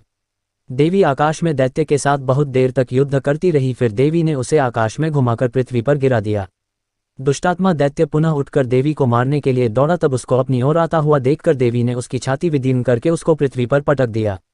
देवी के त्रिशूल से घायल होने पर उस दैत्य के प्राण पखेरु उड़ गए और उसके मरने पर समुद्र, द्वीप, पर्वत और पृथ्वी सब कांपने लग गए। तदनंतर उस दुष्टात्मा के मरने से संपूर्ण जगत प्रसन्न व स्वस्थ हो गया तथा आकाश निर्मल हो गया। पहले जो उत्पात सूचक मेघ और उल्कापात होते थे वह सब शांत हो गए। उसके मारे जाने पर नदियां अपने ठीक मार्ग से बहने लगी। संपूर्ण देवताओं का हृदय हर्ष से भर गया और गंधर्वियां सुंदर गान गाने लगी। गंधर्व बाजे बजाने लगे और अप्सराएं नाचने लगी। पवित्र वायु बहने लगी। सूर्य की कांति स्वच्छ हो गई। यज्ञशालाओं की बुझी हुई अग्नि अपने आप प्रज्वलित हो उठी तथा चारों दिशाओं में शांति फैल गई। दुर्गा सप्तशती पाठ 10वां अध्याय पूरा हुआ। जय माता दी, जय माता दी, जय माता दी, जय माता दी, जय माता दी, जय माता दी, जय माता दी, जय माता दी, जय माता दी, जय माता दी, जय माता दी। दुर्गा सप्तशती पाठ 11वां अध्याय हिंदी में। देवताओं का देवी की स्तुति करना और देवी का देवताओं को वरदान देना। महर्षि मेधा कहते हैं, दैत्य के मारे जाने पर इंद्रादि देवता अग्नि को आगे करके कात्यायनी देवी की स्तुति करने लगे। उस समय अभीष्ट की प्राप्ति के कारण उनके मुख खिले हुए थे। देवताओं ने कहा, हे शरणागतों के दुख दूर करने वाली देवी, तुम प्रसन्न हो। हे संपूर्ण जगत की माता, तुम प्रसन्न हो। विंध्येश्वरी, तुम विश्व की रक्षा करो क्योंकि तुम इस चर और अचर की ईश्वरी हो। हे देवी, संपूर्ण जगत की आधार रूप हो, क्योंकि तुम पृथ्वी रूप में भी स्थित हो और अत्यंत पराक्रम वाली देवी हो। तुम विष्णु की शक्ति हो और विश्व की बीज पर ममाया हो, और तुमने ही इस संपूर्ण जगत को मोहित कर रखा है। तुम्हारे प्रसन्न होने पर ही यह पृथ्वी मोक्ष को प्राप्त होती है। हे देवी, संपूर्ण विद्याएं तुम्हारे ही भिन्न भिन्न स्वरूप हैं। इस जगत में जितनी स्त्रियां हैं वह सब तुम्हारी ही मूर्तियां हैं। एकमात्र तुमने ही इस जगत को व्याप्त कर रखा है। तुम्हारी स्तुति किस प्रकार हो सकती है, क्योंकि तुम परम बुद्धि रूप हो और संपूर्ण प्राणी रूप स्वर्ग और मुक्ति देने वाली हो। अतः इसी रूप में तुम्हारी स्तुति की गई है। तुम्हारी स्तुति के लिए इससे बढ़कर और क्या युक्तियां हो सकती हैं। संपूर्ण जनों के हृदय में बुद्धि रूप होकर निवास करने वाली, स्वर्ग तथा मोक्ष प्रदान करने वाली है नारायणी देवी, तुमको नमस्कार है। कलाकाष्ठा आदि रूप से अवस्थाओं को परिवर्तन की ओर ले जाने वाली तथा प्राणियों का अंत करने वाली नारायणी, तुमको नमस्कार है। हे नारायणी, संपूर्ण मंगलों के मंगल रूप वाली, हे शिवे, हे संपूर्ण प्रयोजनों को सिद्ध करने वाली, हे शरणागत वत्सला, 3 नेत्रों वाली गौरी, तुमको नमस्कार है। सृष्टि, स्थिति तथा संहारव की शक्तिभूता, सनातनी देवी, गुणों का आधार तथा सर्वसुखमयी नारायणी, तुमको नमस्कार है। हे शरण में आए हुए शरणागतों, दीन दुखियों की रक्षा में तत्पर, संपूर्ण पीड़ाओं को हरने वाली है नारायणी, तुमको नमस्कार है। हे नारायणी, तुम ब्रह्माणी का रूप धारण करके हंसों से जुते हुए विमान पर बैठती हो तथा कुश से अभिमंत्रित जल छिड़कती रहती हो, तुम्हें नमस्कार है। माहेश्वरी रूप से त्रिशूल, चंद्रमा और सर्पों को धारण करने वाली है महावृषभ वाहन वाली नारायणी, तुम्हें नमस्कार है। मोरों तथा मुक्कुटों से घिरी रहने वाली, महाशक्ति को धारण करने वाली है कौमारी रूपधारिणी, निष्पाप नारायणी, तुम्हें नमस्कार है। हे शंख, चक्र, गद, परशुराम, धनुष रूप आयुधों को धारण करने वाली वैष्णवी शक्ति रूपा नारायणी, तुम हम पर प्रसन्न हो, तुम्हें नमस्कार है। हे दांतों पर पृथ्वी धारण करने वाली वाराह रूपिणी कल्याणमयी नारायणी, तुम्हें नमस्कार है। हे उग्र नरसिंह रूप से दैत्यों को मारने वाली, त्रिभुवन की रक्षा में संलग्न रहने वाली नारायणी, तुम्हें नमस्कार है। हे मस्तक पर किरीट और हाथ में महावज्र धारण करने वाली, सहस्त्र नेत्रों के कारण उज्ज्वल, वृत्रासुर के प्राण हरने वाली ऐद्री शक्ति, हे नारायणी, तुम्हें नमस्कार है। हे शिवदूती स्वरूप से दैत्यों के महामद को नष्ट करने वाली, हे घोररूप वाली, हे महाशब्द वाली, हे नारायणी, तुम्हें नमस्कार है। दाढ़ों के कारण विकराल मुख वाली, मुंडमाला से विभूषित मुंडमर्दिनी चामुंडा रूपा नारायणी, तुम्हें नमस्कार है। हे लक्ष्मी, लज्जा, महाविद्या, श्रद्धा, पुष्टि, स्वधा, ध्रुवा, महारात्रि तथा महाविद्या रूपा नारायणी, तुमको नमस्कार है। हे मेधा, सरस्वती, सर्वोत्कृष्ट, ऐश्वर्या रूपिणी, पार्वती, महाकाली, नियंता तथा ईश रूपिणी नारायणी, तुम्हें नमस्कार है। हे सर्वस्वरूप सर्वेश्वरी, सर्वशक्ति युक्त देवी, हमारी भय से रक्षा करो, तुम्हें नमस्कार है। हे कात्यायनी, तीनों नेत्रों से भूषित यह तेरा सौम्य मुख सब तरह के डरों से हमारी रक्षा करे, तुम्हें नमस्कार है। हे भद्राकाली, ज्वालाओं के समान भयंकर, अति उग्र एवं संपूर्ण असुरों को नष्ट करने वाला तुम्हारा त्रिशूल हमें भयों से बचावे, तुमको नमस्कार है। हे देवी, जो अपने शब्द से इस जगत को पूरित करके दैत्यों के तेज को नष्ट करता है, वह आपका घंटा इस प्रकार हमारी रक्षा करे जैसे कि माता अपने पुत्रों की रक्षा करती है।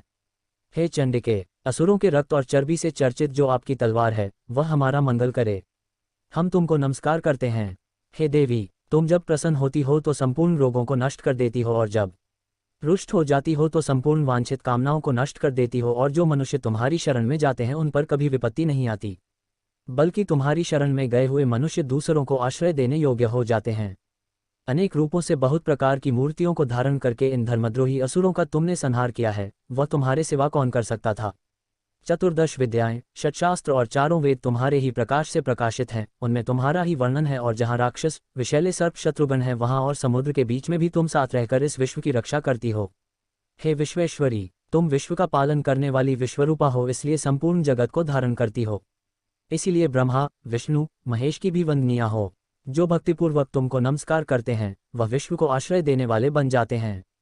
हे देवी, तुम प्रसन्न हो और असुरों को मारकर जिस प्रकार हमारी रक्षा की है, ऐसे ही हमारे शत्रुओं से सदा हमारी रक्षा करती रहो। संपूर्ण जगत के पाप नष्ट कर दो और पापों तथा उनके फल स्वरूप होने वाली महामारी आदि बड़े 2 उपद्रवों को शीघ्र ही दूर कर दो। विश्व की पीड़ा को हरने वाली देवी, शरण में पड़े हुओं पर प्रसन्न हो। त्रिलोक निवासियों की पूजनीय परमेश्वरी, हम लोगों को वरदान दो।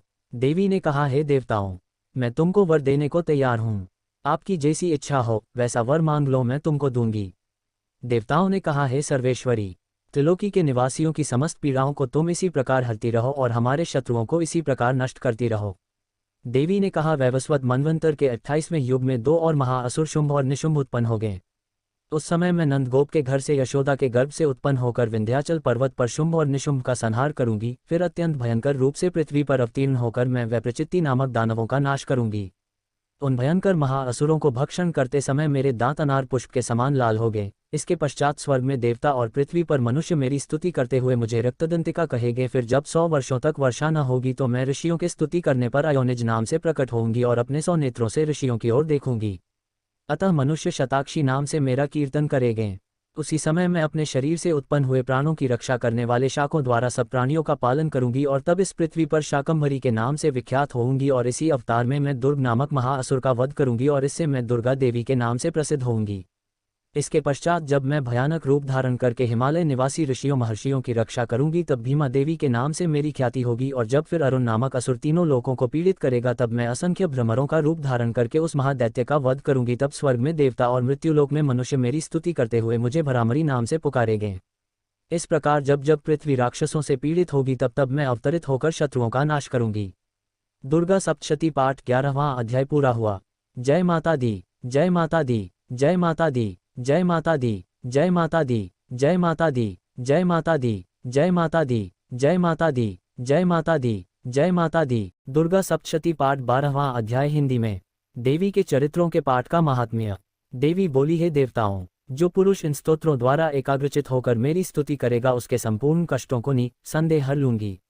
मधुकैटभ के नाश, महिषासुर के वध और शुंभ तथा निशुंभ के वध की जो मनुष्य कथा कहेंगे, मेरे महात्म्य को अष्टमी, चतुर्दशी व नवमी के दिन एकाग्रचित से भक्तिपूर्वक सुनेंगे, उनको कभी कोई पाप न रहेगा, पाप से उत्पन्न हुई विपत्ति भी उनको न सताएगी, उनके घर में दरिद्रता न होगी और न उनको प्रियजनों का बिछोह होगा, उनको किसी प्रकार का भय न होगा। इसीलिए प्रत्येक मनुष्य को भक्तिपूर्वक मेरे इस कल्याणकारक महात्म्य को सदा पढ़ना और सुनना चाहिए। मेरा यह महात्म्य महामारी से उत्पन्न हुए संपूर्ण उपद्रवों को एवं 3 प्रकार के उत्पातों को शांत कर देता है। जिस घर व मंदिर में या जिस स्थान पर मेरा यह स्तोत्र विधि पूर्वक पढ़ा जाता है, उस स्थान का मैं कभी भी त्याग नहीं करती और वहां सदा ही मेरा निवास रहता है। बलिदान, पूजा, होम तथा महोत्सवों में मेरा यह चरित्र उच्चारण करना तथा सुनना चाहिए। ऐसा हवन या पूजन मनुष्य जानकर या बिना जाने करे, मैं उसे तुरंत ग्रहण कर लेती हूँ और शरद काल में प्रत्येक वर्ष जो महापूजा की जाती है उनमें मनुष्य भक्तिपूर्वक मेरा यह महात्म्य सुनकर सब विपत्तियों से छूट जाता है और धन, धान्य तथा पुत्रादि से संपन्न हो जाता है। और मेरे इस महात्म्य व कथाओं इत्यादि को सुनकर मनुष्य निर्भय हो जाता है और महात्म्य के श्रवण करने वालों के शत्रु नष्ट हो जाते हैं तथा कल्याण की प्राप्ति है और उनका कुल आनंदित हो जाता है। सब कष्ट शांत हो जाते हैं तथा भयंकर स्वप्न दिखाई देना तथा घरेलू दुख इत्यादि सब मिट जाते हैं। बालगृहों में ग्रसित बालकों के लिए यह मेरा महात्म्य परम शांति देने वाला है। मनुष्यों में फूट पड़ने पर यह भली भांति मित्रता करवाने वाला है। मेरा यह महात्म्य मनुष्यों को मेरी जैसी सामर्थ्य की प्राप्ति करवाने वाला है। पशु, पुष्प, अर्घ्य, धूप, गंध, दीपक इत्यादि सामग्रियों द्वारा पूजन करने से, ब्राह्मण को भोजन करा के हवन करके, प्रतिदिन अभिषेक करके, नाना प्रकार के भोगों को अर्पण करके और प्रत्येक वर्ष दान इत्यादि करके जो मेरी आराधना की जाती है और उससे मैं जैसी प्रसन्न हो जाती हूँ, वैसी प्रसन्न मैं इस चरित्र के सुनने से हो जाती हूँ। यह महात्म्य श्रवण करने पर पापों को हर लेता है तथा आरोग्य प्रदान करता है। मेरे प्रादुर्भाव का कीर्तन दुष्ट प्राणियों से रक्षा करने वाला है, युद्ध में दुष्ट दैत्यों का संहार करने वाला है। इसके सुनने से मनुष्य को शत्रुओं का भय नहीं रहता। हे देवताओं, तुमने जो मेरी स्तुति की है अथवा ब्रह्मा जी ने जो मेरी स्तुति की है, वह मनुष्यों को कल्याणमयी बुद्धि प्रदान करने वाली है। वन में सूने मार्ग में अथवा दावानल से घिर जाने पर, वन में चोरों से घिरा हुआ या शत्रुओं द्वारा पकड़ा हुआ, जंगल में सिंहों से, व्याघ्रों से या जंगली हाथियों द्वारा पीछा किया हुआ, राजा के क्रोध हो जाने पर, मारे जाने के भय से, समुद्र में नाव के डगमगाने पर, भयंकर युद्ध में फंसा होने पर, किसी भी प्रकार की पीड़ा से पीड़ित, घोर बाधाओं से दुखी हुआ मनुष्य मेरे इस चरित्र को स्मरण करने से संकट से मुक्त हो जाता है। मेरे प्रभाव से सिंह, चोर या शत्रु इत्यादि दूर भाग जाते हैं और पास नहीं आते। महर्षि ने कहा, प्रचंड पराक्रम वाली भगवती चंडिका यों कहने के पश्चात सब देवताओं के देखते ही देखते अंतर्धान हो गई और संपूर्ण देवता अपने शत्रुओं के मारे जाने पर पहले की तरह यज्ञ भाग का उपभोग करने लगे और उनको अपने अधिकार फिर से प्राप्त हो गए तथा युद्ध में देवताओं के शत्रुओं शुंभ व निशुंभ के देवी के हाथों मारे जाने पर बाकी बचे हुए राक्षस पाताल को चले गए। हे राजन, इस प्रकार भगवती अंबिका नित्य होती हुई भी बार बार प्रकट होकर इस जगत का पालन करती है, इसको मोहित करती है, जन्म देती है और प्रार्थना करने पर समृद्धि प्रदान करती है। हे राजन, भगवती ही महाप्रलय के समय महामारी का रूप धारण करती है और वही संपूर्ण ब्रह्मांड में व्याप्त है और वही भगवती समय समय पर महाकाली तथा महामारी का रूप बनाती है और स्वयं अजन्मा होती हुई भी सृष्टि के रूप में प्रकट होती है। वह सनातनी देवी प्राणियों का पालन करती है और वही मनुष्य के अभ्युदय के समय घर में लक्ष्मी का रूप बनाकर स्थित हो जाती है तथा अभाव के समय दरिद्रता बनकर विनाश का कारण बन जाती है। पुष्प, धूप और गंध आदि से पूजन करके उसकी स्तुति करने से वह धन एवं पुत्र देती है और धर्म में शुभ बुद्धि प्रदान करती है। दुर्गा सप्तशती पाठ 12वां अध्याय पूरा हुआ। जय माता दी, जय माता दी, जय माता दी, जय माता दी, जय माता दी, जय माता दी, जय माता दी, जय माता दी, जय माता दी, जय माता दी, जय माता दी। दुर्गा सप्तशती पाठ 13वां अध्याय हिंदी में। राजा सुरत और वैश्य को देवी का वरदान।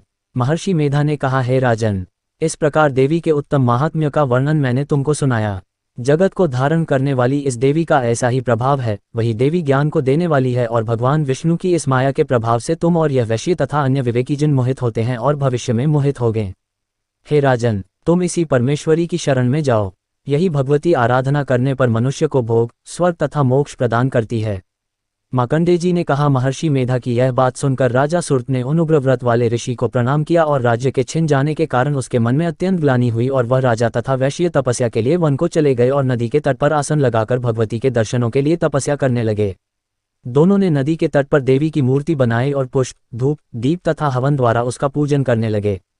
पहले उन्होंने आहार को कम कर दिया, फिर बिल्कुल निराहार रहकर भगवती में मन लगाकर एकाग्रतापूर्वक उसकी आराधना करने लगे। वह दोनों अपने शरीर के रक्त से देवी को बलि देते हुए 3 वर्ष तक लगातार भगवती की आराधना करते रहे। 3 वर्ष के पश्चात जगत का पालन करने वाली चंडिका ने उनको प्रत्यक्ष दर्शन देकर कहा, देवी बोली, हे राजन तथा अपने कुल को प्रसन्न करने वाले वैश्य, तुम जिस वर की इच्छा रखते हो वह मुझसे मांगो, वह वर मैं तुमको दूंगी क्योंकि मैं तुम पर अत्यंत प्रसन्न हूँ। मार्कंडेय जी कहते हैं, यह सुन राजा ने अगले जन्म में नष्ट न होने वाला अखंड राज्य और इस जन्म में बलपूर्वक अपने शत्रुओं को नष्ट करने के पश्चात अपना पुनः राज्य प्राप्त करने के लिए भगवती से वरदान मांगा और वैश्य ने भी, जिसका चित्त संसार की ओर से विरक्त हो चुका था, भगवती से अपनी ममता तथा अहंकार रूप आसक्ति को नष्ट कर देने वाले ज्ञान को देने के लिए कहा। देवी ने कहा, हे राजन, तुम शीघ्र ही अपने शत्रुओं को मारकर पुनः अपना राज्य प्राप्त कर लोगे। तुम्हारा राज्य स्थिर रहने वाला होगा। फिर मृत्यु के पश्चात आप सूर्यदेव के अंश से जन्म लेकर सावर्णिक मनु के नाम से इस पृथ्वी पर ख्याति को प्राप्त होगे। हे वैश्य, कुल में श्रेष्ठ आपने जो मुझसे वर मांगा है वह आपको देती हूँ। आपको मोक्ष को देने वाले ज्ञान की प्राप्ति होगी।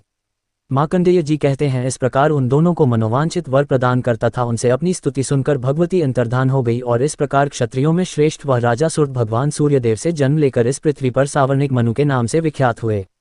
दुर्गा सप्तशती पाठ 13वां अध्याय पूरा हुआ।